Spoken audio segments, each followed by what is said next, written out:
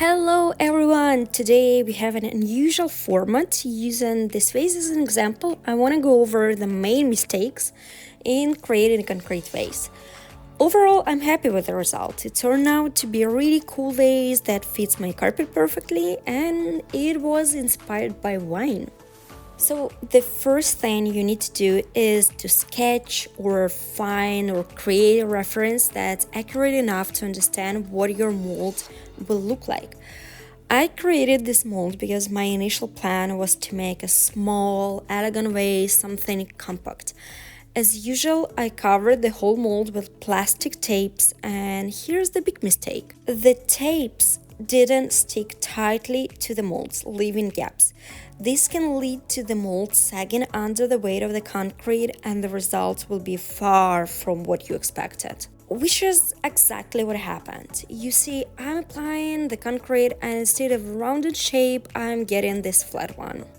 So what can you do? You can either remove the concrete and remake the mold, or you can reinforce the concrete not with plastic tape, but by using a thin, lightweight fabric soaked in the concrete mix.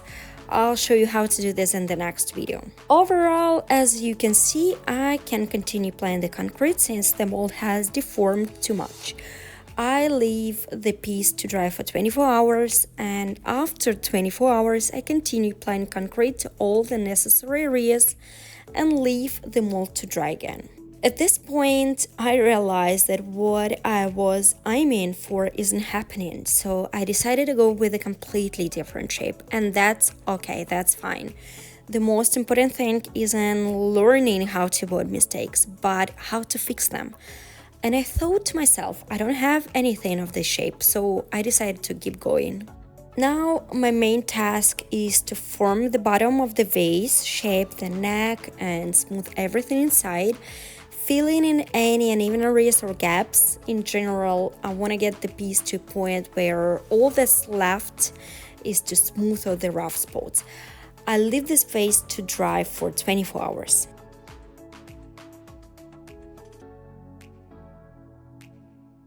After a day, I removed the last mold and shaped the neck, finishing off any uneven spots. It's very important to use enough water for the concrete to adhere well to the mold, meaning the mix should be quite liquid. I also use a brush with water to go over it and fill in any remaining rough areas.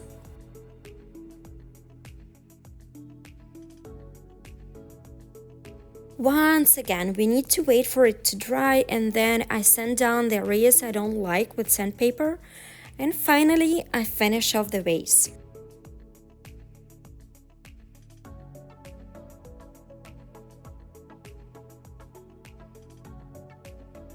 Decoration time. Here's an important point. You should understand what colors you'll be using and in what order you apply them.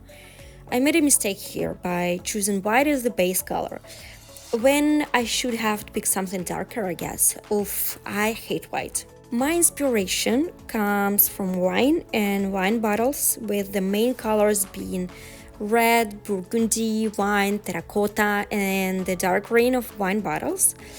And I decided to experiment and applied paint in this way on fabric that I attached to the vase. By the way, I really liked the effect and will definitely use it in the future. It wasn't really necessary here, I just wanted to experiment and see how it would look.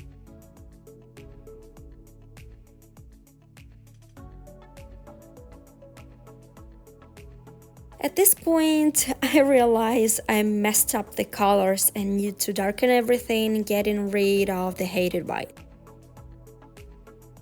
All the steps are part of the process, right? It's completely normal. I'm constantly learning and making mistakes, and that's okay. But still, I had to work hard to remove the white and paint the vase in a way that I liked. So, here's the final result, and what do you think?